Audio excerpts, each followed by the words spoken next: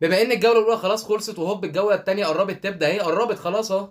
فانا قعدت مع نفسي واخترت تشكيله من وجهه نظري، التشكيله دي الافضل 11 لعيب في كل المراكز في الجوله الاولى. فيلا بينا على السريع اقول لكم على التشكيله دي، يلا بينا. انا عن نفسي اخترت في مركز حراسه المرمى حارس نادي انبي عبد الرحمن سمير، الحارس اللي ظهر بشكل ممتاز جدا امام نادي فاركو وطلع بالكلين شيت وتصدى لصديات جامده، كور مؤكده جون. فده الحارس اللي انا هختاره في التشكيله بتاعتي. نخش على المركز اللي بعديه، مركز الباك رايت. اخترت فيه علي جمال لاعب نادي زد، اللي قدر يسجل هدف في مباراه المقاولين وقدر يساهم ومساهمته كانت جامده جدا في الماتش ده بصراحه. فعلي جمال يستحق يكون في التشكيله بتاعتي. نخش على الناحيه الثانيه الباك ليفت، اخترت اسحاق يعقوب ولاعب البنك الاهلي، اللاعب اللي كانت مساهمته عاليه جدا في الماتش قدام غزل المحله وكان ظاهر بشكل ممتاز، يستحق برضه يتحط في التشكيله. اخترت قلبين دفاع، ياسين مرعي لاعب النادي الاهلي اللي قدر برضه انه يسجل في ماتش الاهلي امام مودر، وفي نفس الماتش برضه ما طلعتش وايدي فاضيه، خدت علي الفيل مدافع نادي مودر اللي برضه قدر يسجل هو كمان في نفس المباراه. خش لي على نص الملعب وحطيت الجولدن بوي محمد شحاته اللي سجل هدف عالمي يستحق البوشكاش. بص وانت مغمض كده، محمد شحاته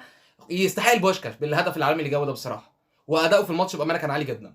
فمحمد شحاته يستحق يكون في التشكيله بتاعتي. جنبه اختار مهند لاشين لاعب نادي بيراميدز اللي برضه ظهر بشكل ممتاز جدا في اول ماتش ليه قدام نادي وادي دجله. قدامهم بقى حطيت الماهر ناصر ماهر.